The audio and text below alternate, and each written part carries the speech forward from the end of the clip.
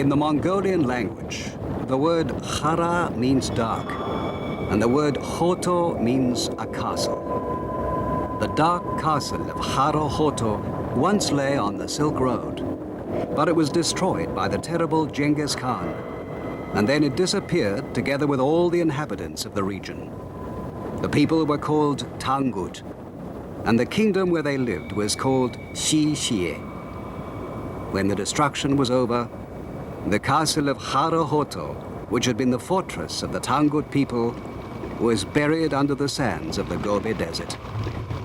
The masters of the castle and the secrets of their script disappeared from the face of the earth.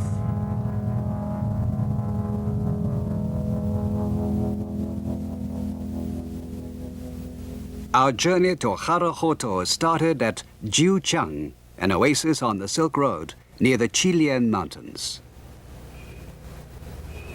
The dark castle is in the middle of the desert, about 400 kilometers or 250 miles north from this bell tower at Jiuchang.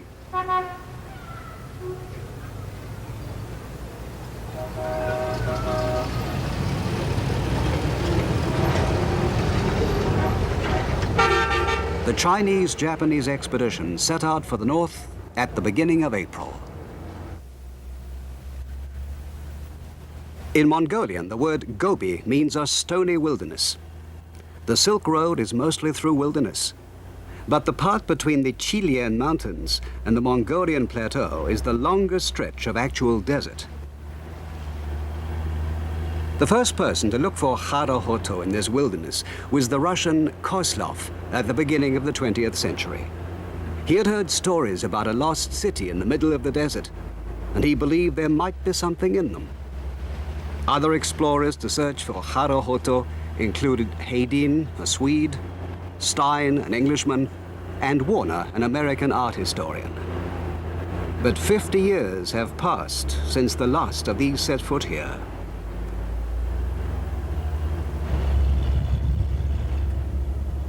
There were archaeologists both from China and from Japan with us.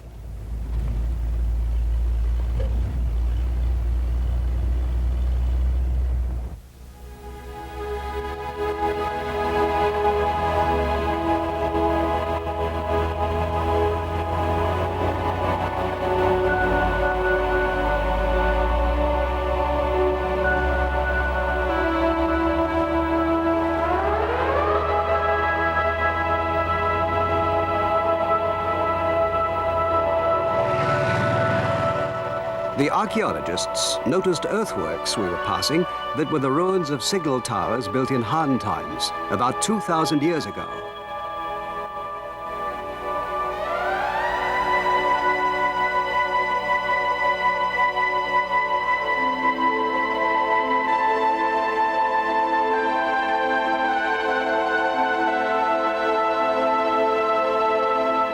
The Agena River fed by melting snow from the Qilian Mountains.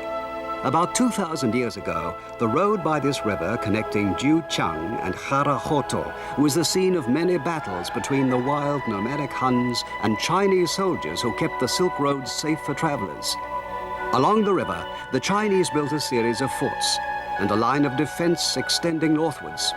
Khara Hoto was the most northerly point of this line of defense.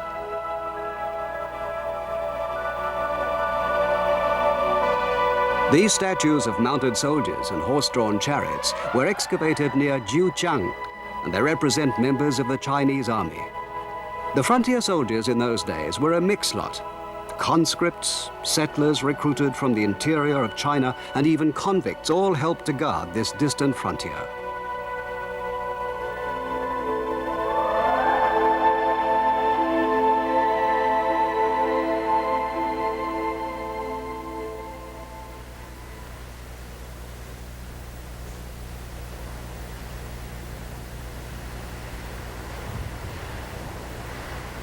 "250 kilometers, or 150 miles from Jiuchang, we pitched camp for the first time. The temperature during the day had been about 20 degrees Celsius, or 70 degrees Fahrenheit. But during the night, it quickly fell to as low as about -6 degrees Celsius, or about 20 degrees Fahrenheit. This wide range of diurnal temperature is quite common in the Gobi Desert. We found the dried hoof of a camel, which showed no sign of decomposition. Perhaps the camel had been killed by wolves. We couldn't guess. In this area, the only rainfall is only about 37 millimeters, or 1.5 inches, and evaporation would easily dry out 100 times this amount.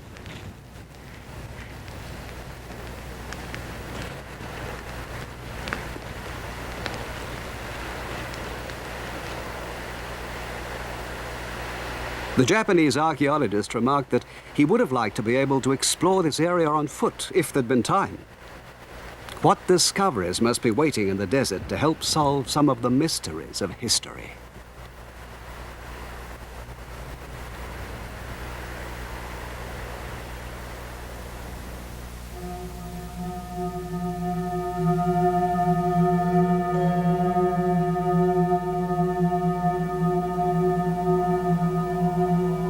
A Buddhist picture excavated at Harahoto by Kozlov at the beginning of the century is now in the Hermitage Museum in the Soviet Union.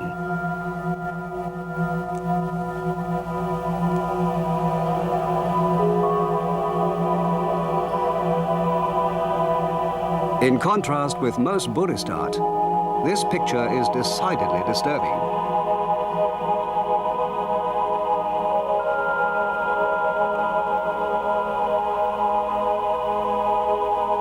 The Tangut people who founded the kingdom of Xie and who painted this picture may have been of Tibetan origin.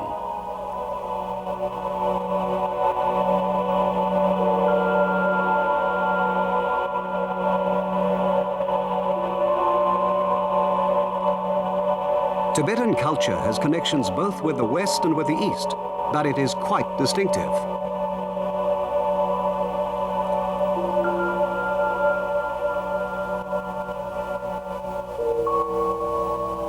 The people of Tangut had a script of their own based on Chinese characters and were Buddhists.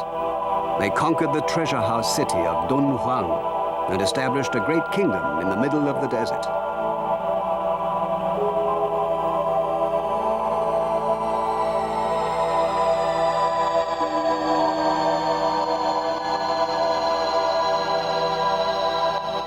On the second day, about noon, we came to a strange place strewn with sharp black stones.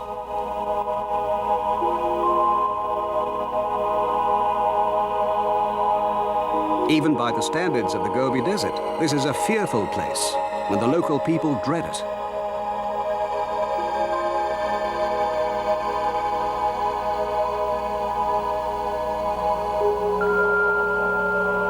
In the middle of the desert, Xie prospered as a way station for east-west trade. However, this prosperity only lasted for about 200 years. In the 13th century, the city seems to have vanished. And we have no idea what happened to the Tangut who ruled it, or of its inhabitants, or their descendants.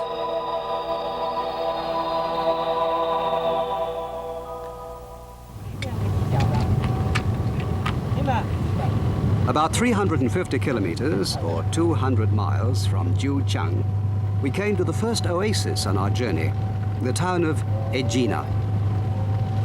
In Marco Polo's book of his travels, there's a mention of an Egina, but it wasn't this town, which was built only around 1960. But because of the oasis, the name still remains.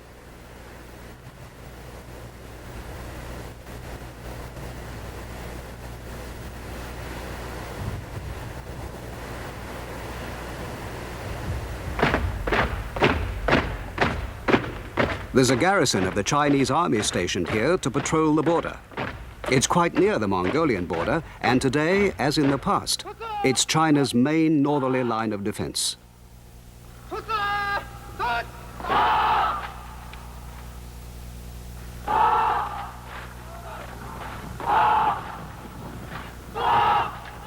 We heard a rumor that in the Gobi Desert to the south of the town, there was a launching base for missiles and satellites.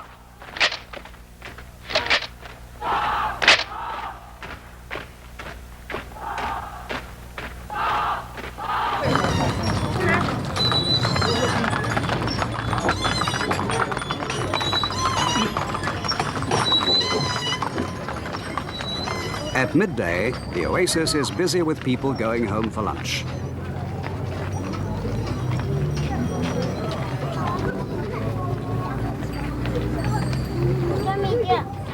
We were a great attraction. There are very few foreigners to be seen here.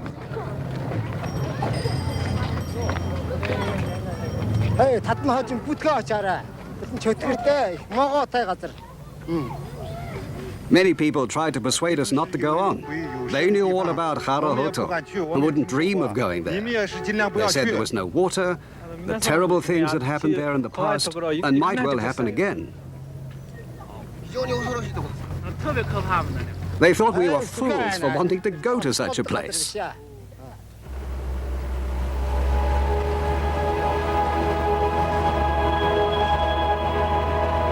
Harahoto lies east of Egina, near a place where the Egina River becomes a group of small lakes.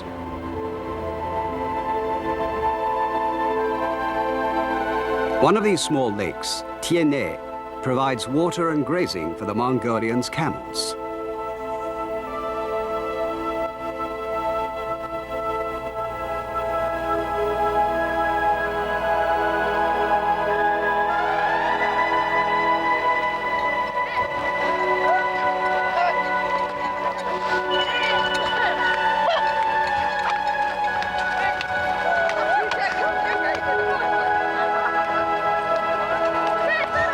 Here, even the smallest child is a skillful camel rider. This herd of 500 camels is being looked after by a group of 3 families.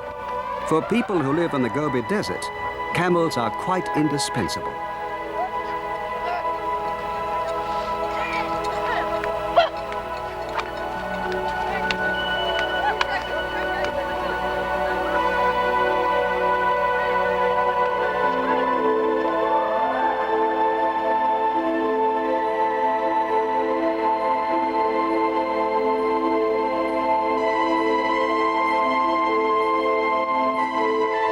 According to the Han histories, there was once a big lake here, like an inland sea. Today, the Great Lake has broken up into a number of smaller ones. The Chinese scientists believe this is due to movements of the sand over 2,000 years.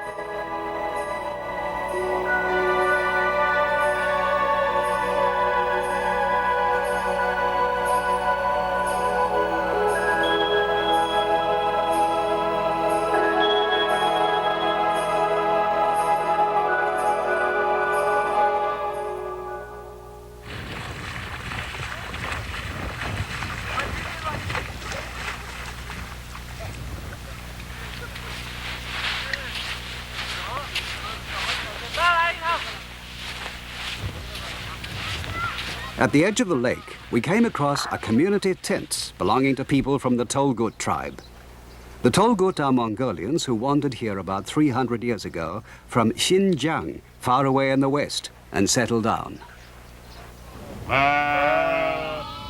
They raise goats, sheep, and camels, and every 6 months they wander off in search of new pastures. When they find a good place, they rebuild their tents and settle down again. But they stay within an area about 500 kilometers across or 300 miles. This family looks after a flock of about 400 sheep and goats, but of these only about 40 actually belong to them. The others are communal property. The more stock they look after, the more they get paid. They make a kind of alcoholic drink from mare's milk called kumis. First, the milk is allowed to ferment, and then it's heated on a stove.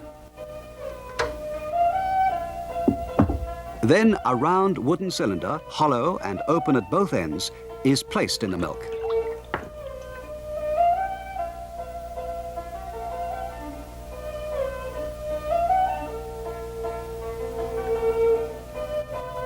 And a small pot is suspended inside the wooden cylinder.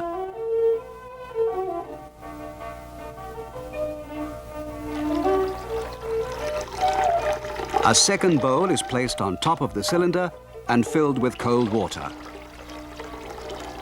The alcohol in the mare's milk condenses on the cold water bowl and trickles down into the small pot. It's a form of still.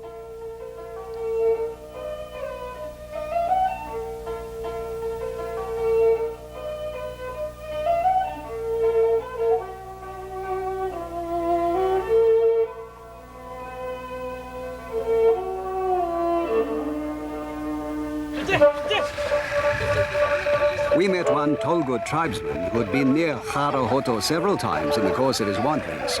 He was 71 years old, and his name was Tamdon.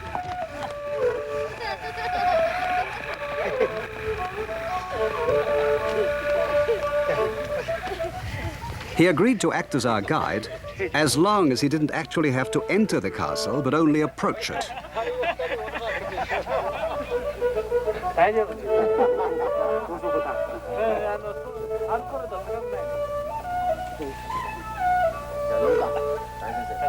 They serve the kumis in silver cups. It tastes pretty rank, but we didn't want to hurt the old man's feelings.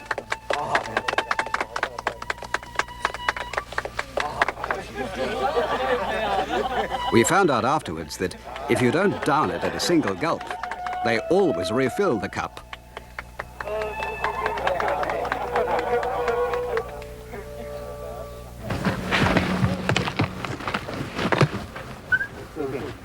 At the village of Nanborg, we borrowed 33 camels. We had our equipment, water, food, and so on, more than a ton of luggage altogether.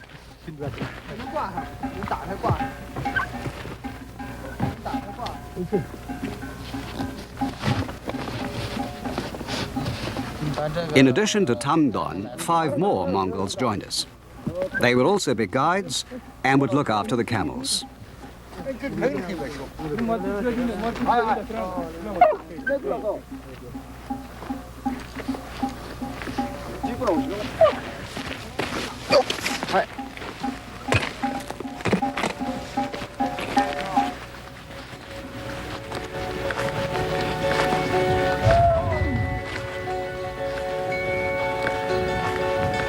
It was about 50 kilometers or 30 miles to Haro Hoto. And since camels usually travel at about 35 kilometers a day or 20 miles, it'd take us about a day and a half to get there.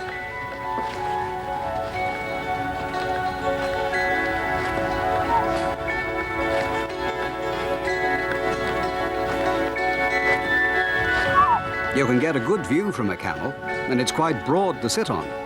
So our first experience of travel by camel seemed quite satisfactory at first.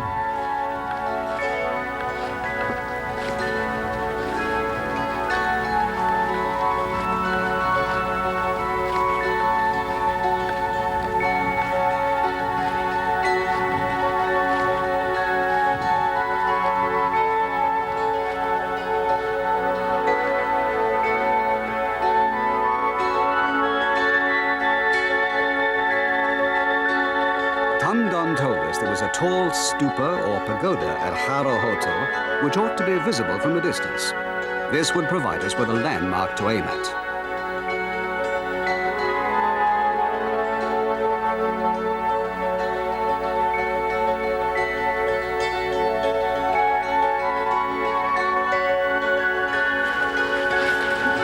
Each camel carries about 150 kilograms of luggage. That's 300 pounds.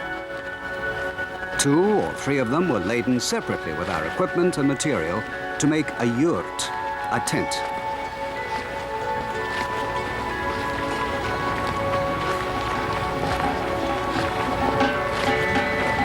Before us on this road had traveled the merchants of the Silk Road with their precious stones and fine stuffs. And more recently, Kozlov, Stein, and Hardin, world-famous explorers.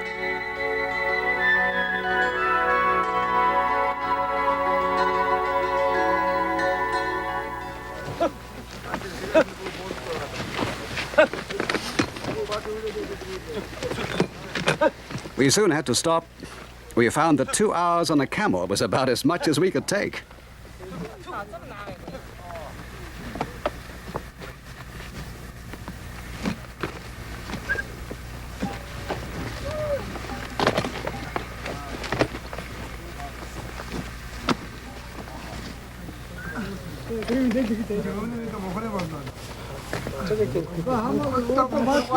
The tents are like prefab houses. The basic structure is made of the wood of the tamarisk, a sort of willow that grows in the desert.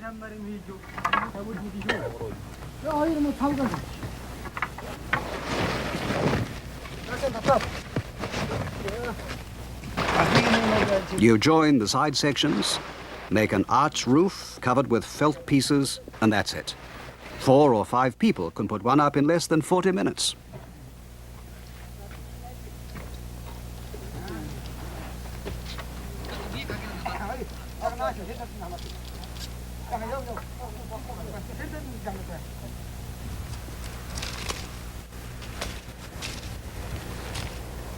The camels eat anything, even the scrubby bush that grows in the desert.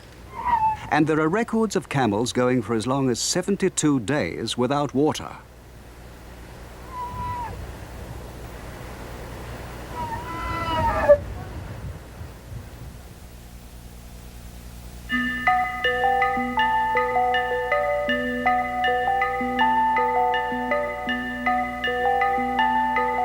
Even in early April, the ground temperature in the Gobi Desert is well over 40 degrees Celsius or 100 degrees Fahrenheit. The hot air seems to shimmer, and you can see mirages everywhere. Yet when the wind blows, the air is so dry it feels cool against your skin.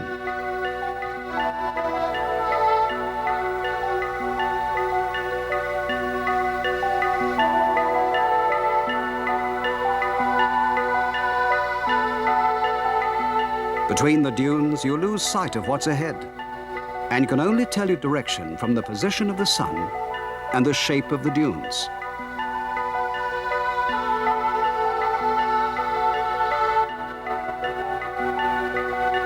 Here, because the wind blows from the northwest, the dunes slope southeast. The dunes continue uninterruptedly. This sort of terrain is very exhausting for camels, and in order not to strain them too much, Tumdon, the caravan master, kept their speed down to about 3 kilometers an hour, or 2 miles.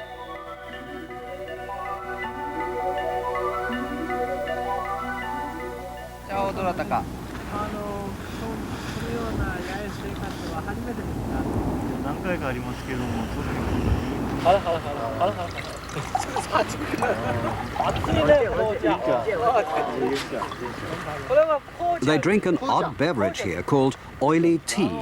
It's made by adding hot water, not to tea leaves, but to a mixture of flour and mutton fat. It isn't to everybody's taste, but it certainly kept us warm.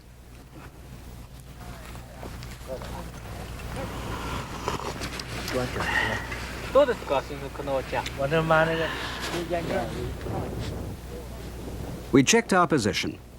Since we knew that Hara Hoto was at 41 degrees 45 minutes north and 101 degrees 5 minutes east, we could easily work out that there were only about another 10 kilometers to go. 35度33分のこれは0.4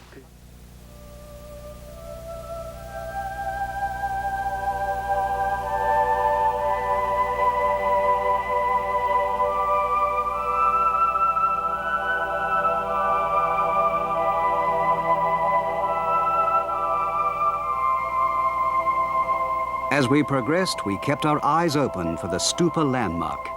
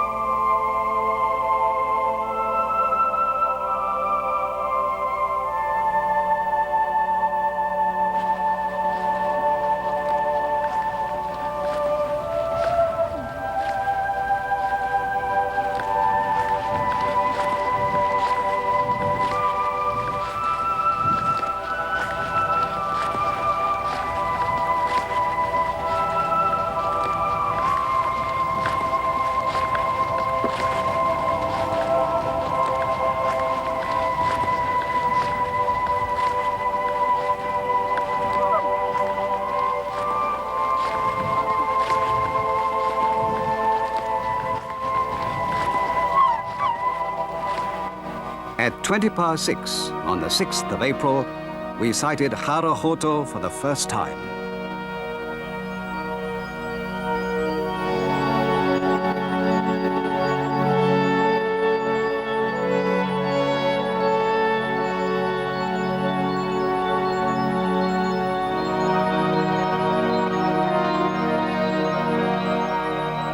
The silhouette of the stupa showed clearly against the darkening sky.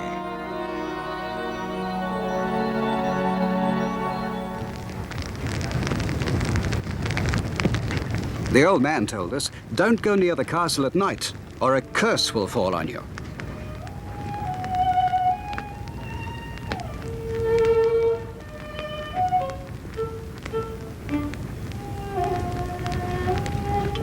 He sat playing a folk instrument, and he started to tell us the story of Hara Hoto as it's been handed down from ancient times.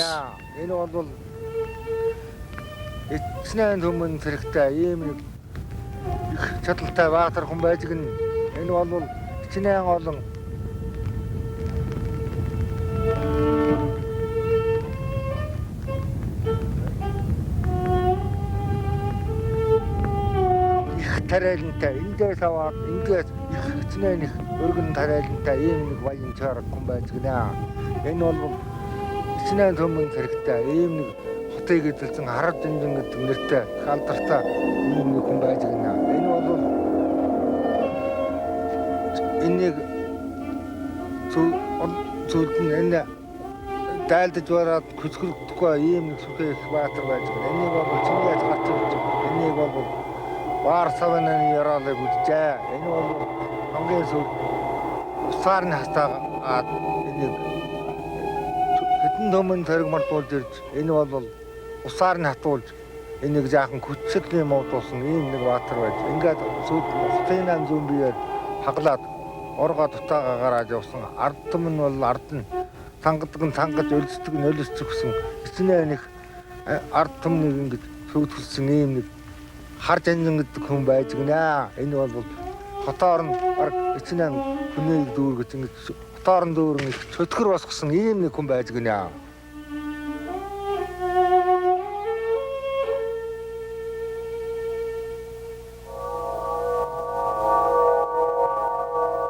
The legend didn't end there.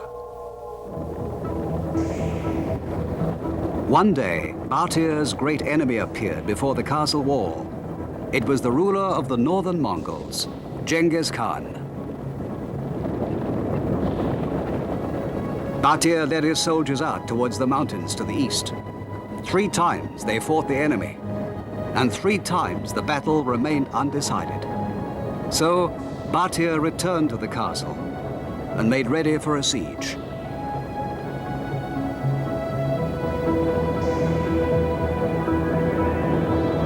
Time after time, the castle walls were attacked, but no impression could be made on them. Batir's soldiers broke up their millstones and made missiles of them to throw at the enemy. Many of the attacking Mongols were in confusion.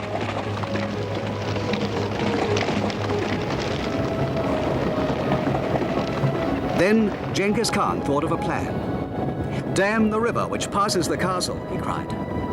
They brought sand in carts and changed the course of the river to the west.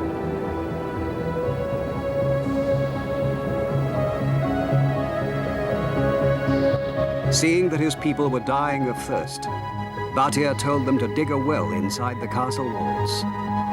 They dug in the west corner of the courtyard to a depth of 240 meters or 800 feet. But they couldn't find a drop of water. Now Batir knew that the end was near.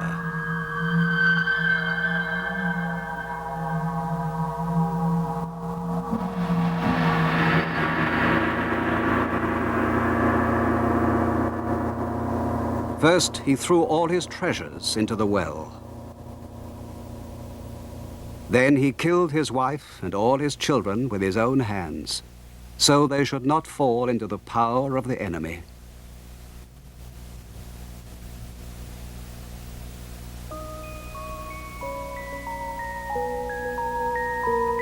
Then he and his soldiers sallied forth for their final charge.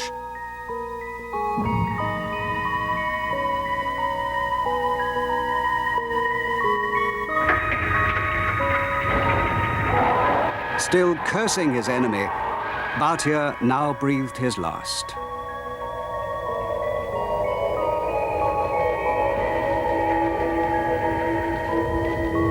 After the castle had fallen, Genghis Khan and his soldiers searched it for the treasure, but all in vain.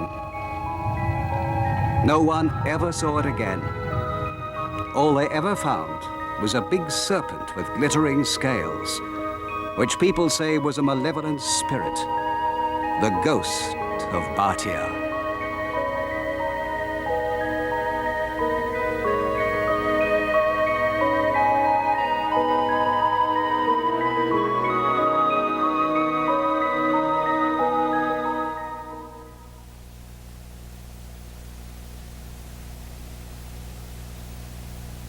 With the first rays of the morning sun, we rose and went into the castle. We were its first visitors for half a century.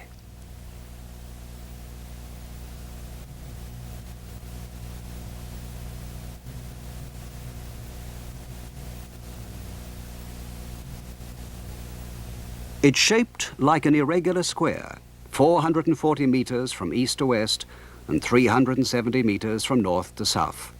There are gateways on both the east and the west sides. The interior of the castle was something like a small town.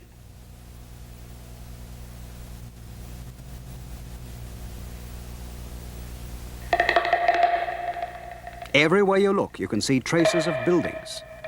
And there are ruins of large temples. It's obvious that the people were devout Buddhists.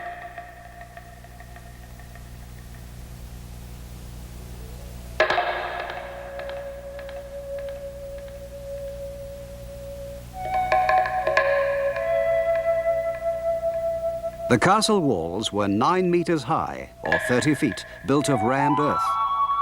If you stand on one of the ramparts, you're buffeted by the strong wind.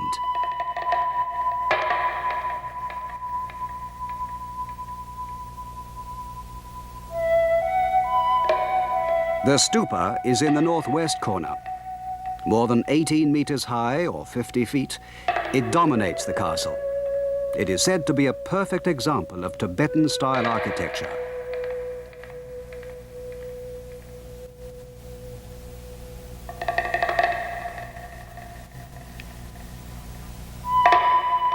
Outside the castle wall, on the eastern side, you can still see traces of a road. Heralded by the tinkling of the camel bells, many caravans must have passed along this road near the castle.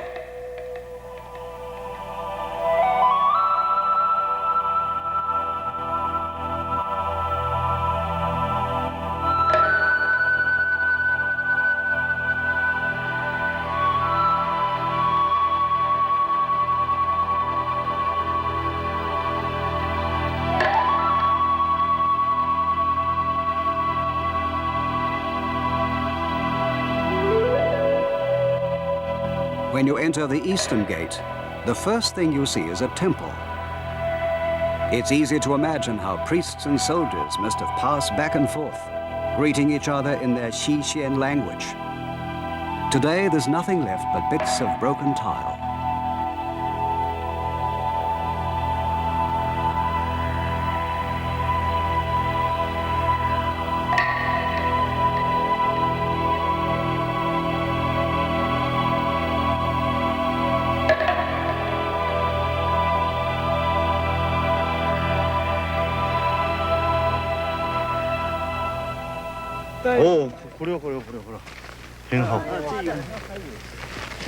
The Japanese archaeologist who came with us was very excited. He'd never expected to see so many ancient relics just lying on the ground.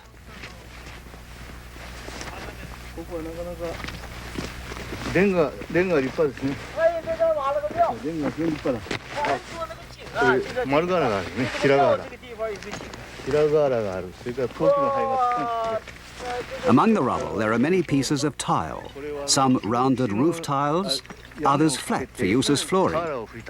The archaeologists told us that they showed that the ruin was of a Buddhist temple and that the architecture had been influenced by the Chinese.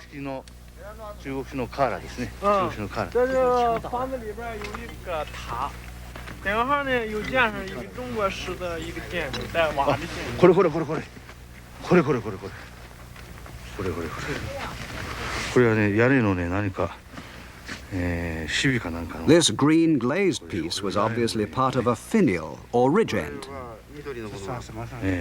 これはね、瓦のね、シビかなんかでしょうね。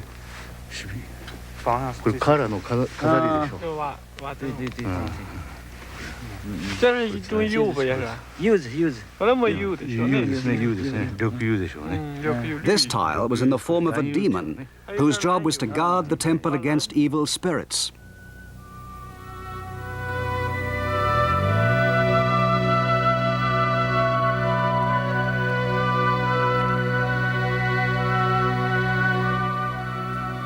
The temple, with its pottery tiles and ornamental Chinese-style roof, and with its white plastered walls, must have sparkled in the sunlight like a jewel.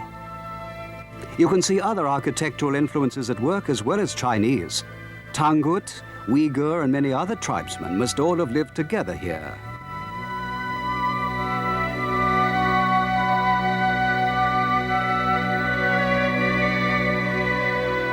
It seems that the northern part of the castle courtyard was reserved for temples and offices, and the southern part for the houses of the ordinary people. For in the southern half, there's no sign of any tiles or even plaster.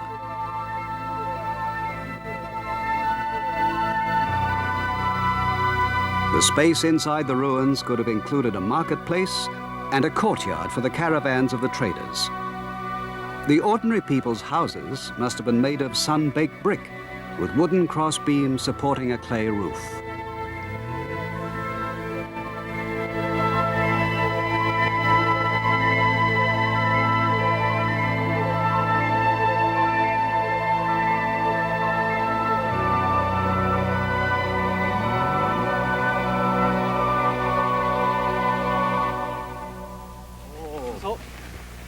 To everybody's surprise, we even found a fragment of silk.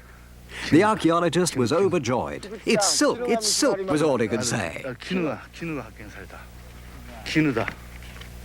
聖火時代の絹だ。染めてありますね。染めてあります。やっぱこれも中国産でこっち持っていく。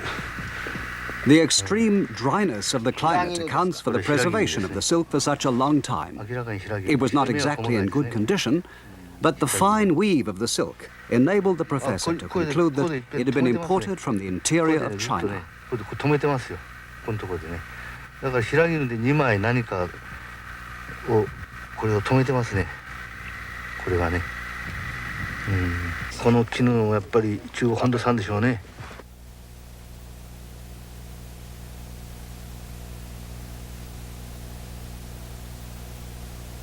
Wooden combs can often be dated more or less exactly by the shape of their curves. This one was made by the Tangut.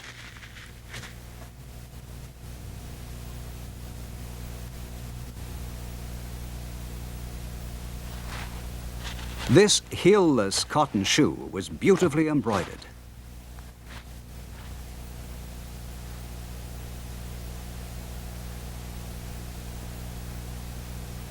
Once the Tanguts had established their kingdom, they adopted many Chinese customs, for instance using buttons like this one.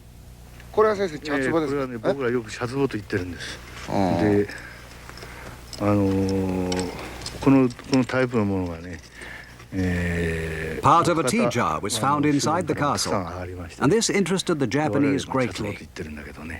こんなお茶を巻いてて持ってる。まあ日本ではこれを共通なんか使ったりね、いろんなことで使ったりしますこれ。しかしこういうタイプがあると思いませんね。 The archaeologist examined the fragment carefully, as tea jars like this one have also been found in Kyushu in southwestern Japan. It's evidence of the fact that tea must have been an important trade item, and that Harahoto must have traded in tea. 这是佛教的画像。これは経典ですな。经典ああ、説法。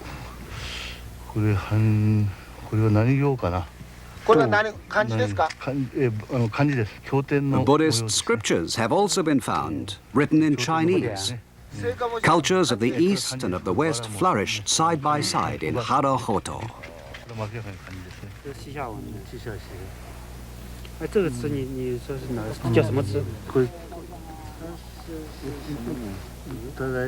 We also found many scraps of paper with writing in the Xie script, which has still not been entirely deciphered. Perhaps some of these inscriptions will help the work of deciphering.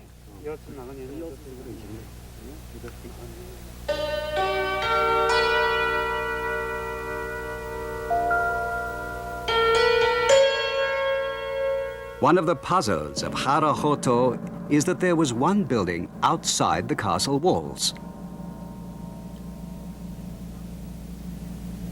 Judging by its shape, it seems to have been a mosque. But Xixie was a Buddhist country. What was a mosque doing here?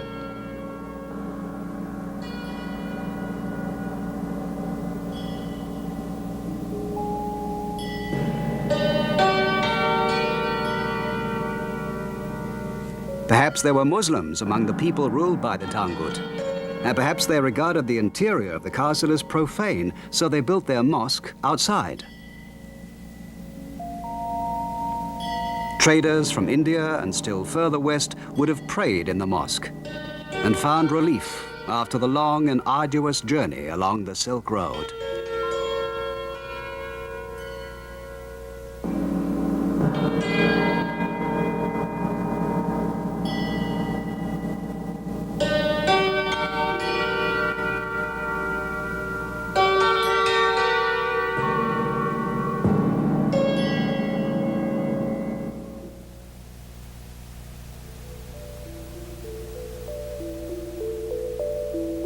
But what made the most powerful impression on us was a discovery we made at the base of the northwestern stupa, a memorial tower about 2 meters high or 6 feet. Erosion caused by the wind had made the walls of the tower cave in, and its floor and the ground outside was scattered with countless tiny memorial images that had been stored inside.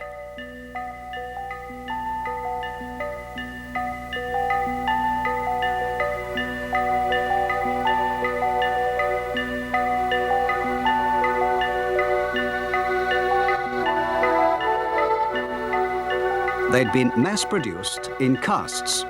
They must have been bought by the Buddhists of Harahoto and offered at the memorial tower in memory of the dead.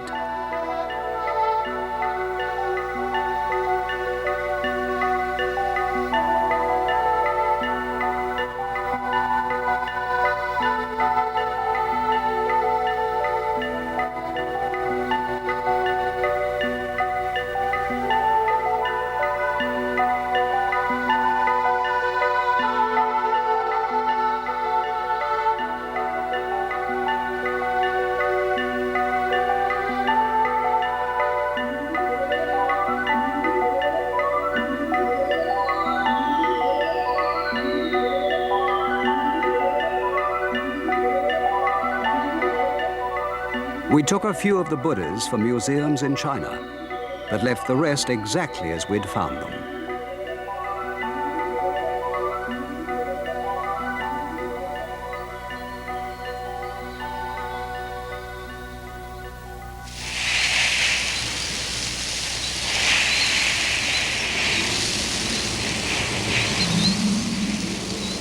In the afternoons, a strong wind blows every day from the west.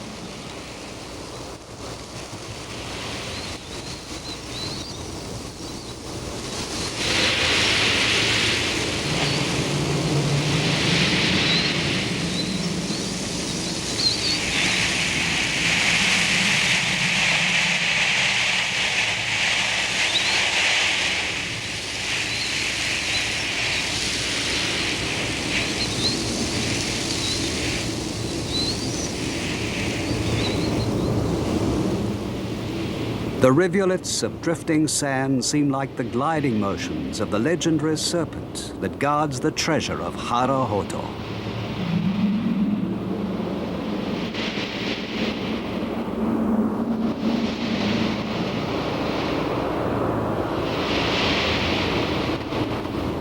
The old man, Tamdon, and the other Mongols never once ventured inside the castle walls all the time we were there.